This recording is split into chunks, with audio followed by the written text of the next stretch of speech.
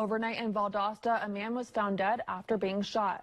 Thanks for joining ABC 27 for your 6:30 news. I'm Ariel Schiller.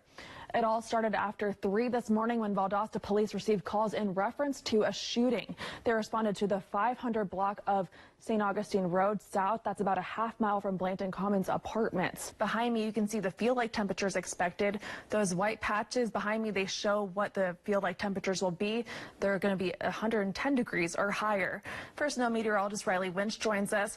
Riley, as you were saying off air a few minutes ago, it's not snow that's expected there. That white patch is actually the high temperatures. Back in town and over on the highest of 7 hills, Florida A&M head football coach Willie Simmons announced late Friday night that all football-related activities had been suspended. Sports anchor Kyle Logan joins us now with how Coach Simmons and the university are responding. Several people jumped into action when a houseboat in Panama City, Florida capsized Friday. The rescue caught on camera shows a man in another boat racing to help. The Leon County Sheriff's Office is responding to the cancellation of the Guns and Gardens event that was supposed to happen tomorrow. Guns to Gardens is where people can surrender their guns and have them turned into garden tools on site. Lavendi says she's thrilled to see more diverse Barbies these days and that the new movie reflects that. Now, Riley, I was going to say I was the most excited person to see Barbie, but I mean, nothing matches what that woman clearly does. I mean, she looks the part. She drives the car. Like, wow. Yeah, I think she's proving that life in plastic is fantastic, at least for her.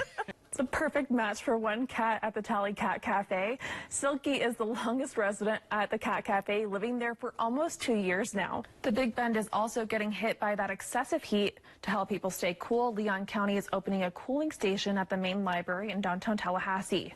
It's located off West Park Avenue. That station will last as long as the county remains under an excessive heat warning. Archaeologists say the ancient ruins of Roman Emperor Nero's private theater were found in Rome.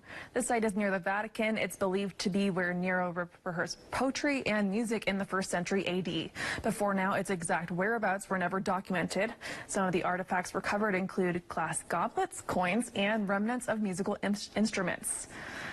Riley, we love when we see these historical things pop up. I mean, how cool. I mean, to find something from 1st century AD. Yeah, especially musical instruments back then that they've held together for so long. Very interesting stuff there. Yeah, and the glass goblets, too. I mean, that'd be fun to drink out of, right?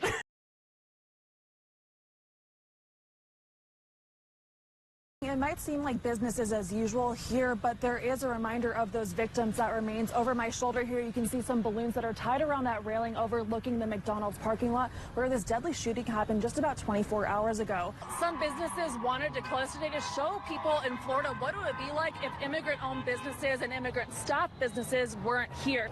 Channing, it was a lot of mixed emotions. Van says she went back and forth on whether she even wanted to attend today, ultimately deciding she did want to attend to see her mother get justice after 33 years. There are plenty of protesters who are still out here waving signs regardless of that ban being passed. And as you can hear right now, even cars are honking in support. The roads have been shut down ever since I've been here. Trying to get here was actually quite a mess. And I was trying to look at how far I am from Coach Road right now. When I parked, it was about a mile away from where I had parked. But right now, it's showing me that I would have to drive all the way on I-10 around. There's people from multiple news outlets, people who are fans of the vice president. And one thing you really need to know about today is that there are going to be road closures downtown, connecting the community with the police who keep them safe. Valdosta Citizens Police Academy is returning for its 38th session, and they're looking for people to sign up for the program. There's a lot of vendor tents already set up, as you can see behind me, and you can see these little red bags around the parking meters. Those are no parking signs, so if you have plans to come down here tonight, where you normally park might not be where you can actually park. This is the inaugural Bluesberry Festival, and that's not a slip of the tongue. It's literally called the Bluesberry Festival because it combines blueberries, blues, and brews. And I'm here with the interim city manager for the city of Valdosta, Richard Hardy, if you want to come on camera here. What can people expect here this weekend?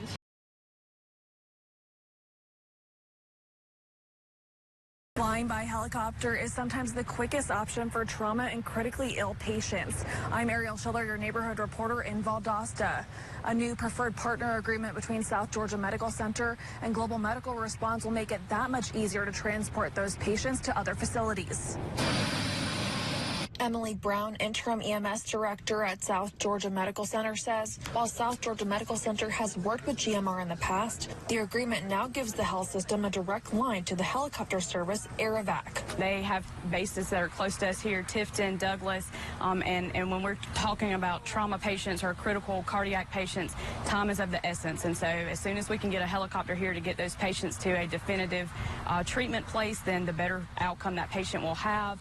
According to the 2023 State Healthcare System scorecard from the Commonwealth Fund, Georgia is ranked at 45. Brown says there are times where the number of patients can outnumber the amount of ambulances available in the area. Air-Evac can help in those situations. They're always available. They carry blood products on their helicopters. It's just an additional layer of exceptional care that we can provide to our community now. Greg Dampier, program director for Air-Evac, says on average it can cut the amount of time it would take to travel on the ground in half. But that's not the only benefit. With the flight, with flying the patient, you have an ICU in the air with this aircraft. You have a critical care nurse as well as a critical care medic with the patient at all times throughout that transport.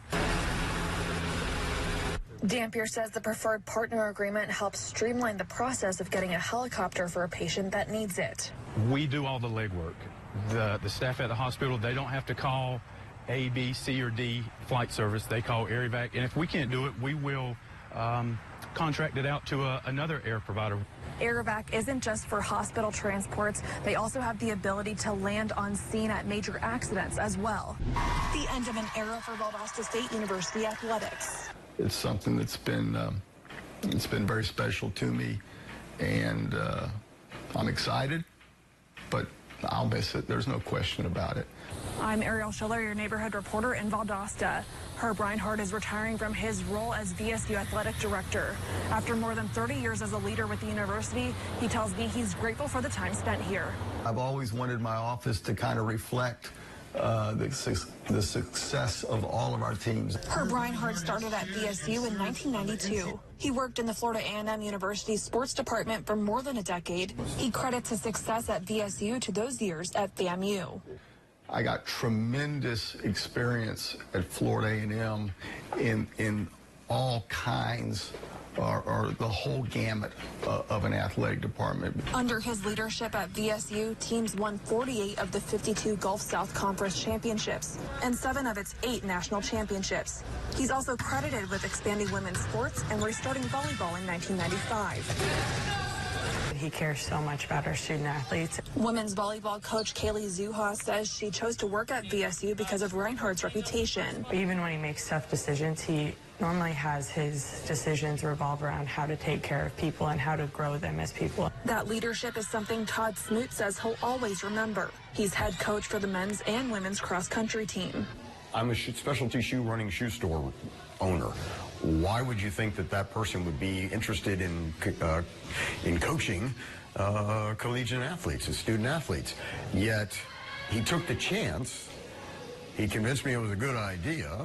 I had to agree with him, and it's been going well ever since. From coaches to student athletes, multiple graduates have come back to visit with kids of their own. That's been really neat. One memory that stands out, VSU's National Football Championship game in Alabama. It was a sea of red and black, and watching, I was already there, but in watching our team buses come from the hotel down to the stadium, and I remember thinking, we've arrived. This is neat. Not many people get to experience that.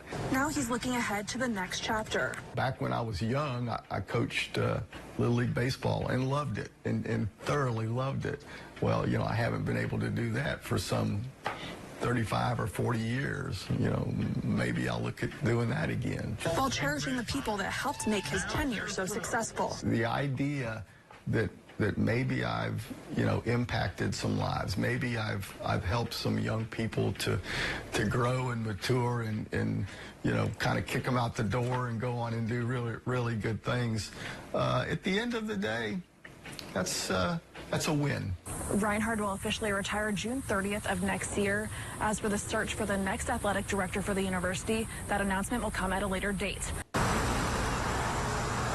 When someone goes missing, every minute counts. Margaret Summers, who's a paraprofessional at Griffin Middle School, knows this. That's why she's trying to get the word out about her student, 12-year-old Lori Page. I feel like after 14 days, there has to be at least one adult who has seen her or has an idea where she may have gone. Lori is considered a missing runaway and was last seen on June 3rd near the 1200 block of Continental Court, which is close to Ocala Road and less than a mile away from Mission San Luis. Rudy Ferguson, pastor for New Birth Tabernacle of Praise in Griffin Heights, doesn't know Lori personally, but he says in his position it's important to help the community any way he can. We ought to be her family. We ought to look for her consistently until she's safe and sound. I think it's incumbent upon the churches as well in the neighborhood because that's why we're there. We're in the community not just for spiritual growth, but also to be a voice. Summers says Lori has run away before, but she's always been found within a few days. I'm hoping that if nothing else, that Lori will come to the school.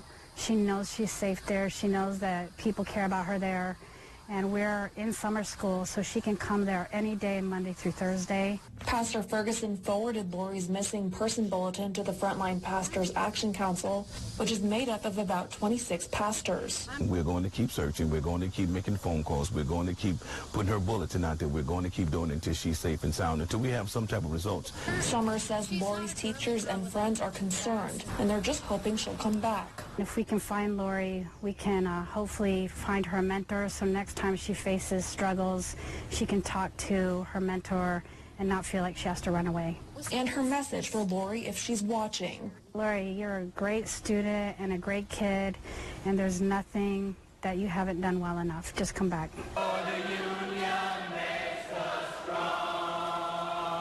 Senate Bill 256 is changing how unions will operate in the state of Florida. Senator Blaise Ingoglia explains that it will require members to sign a membership authorization form that recognizes Florida as a right-to-work state starting January 1st. It would also make it so dues have to be paid directly to a union instead of it being taken from an employee's paycheck. Unions negotiating on issues affecting both members and non-member employees should have at least 60% of eligible members paying dues. Dozens of people were outside the Senate chambers at the Capitol Thursday to protest the bill, including Jordan Scott, president of the Big Bend Labor Chapter of the Central Labor Council. He's also a member of the Florida State University Graduates Assistants United. He says he was protesting what he calls union busting. They're attacking our public sector unions, and through this SB 256. And we want to make sure that the senators vote no on this bill. Scott says he believes if this bill passes, it could hurt jobs that are known for having unions. He uses teachers as an example. Essentially, the only barrier between teachers that's fighting back for teachers and students and parents against what the state government has been doing. So you can pretty much guarantee that if they lose their right to collectively bargain, teachers are not going to want to come to the state of Florida.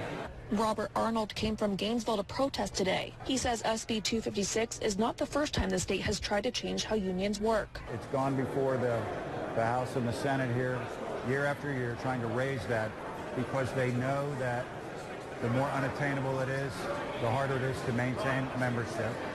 And then because the ultimate goal is to decertify the unions and make us go away.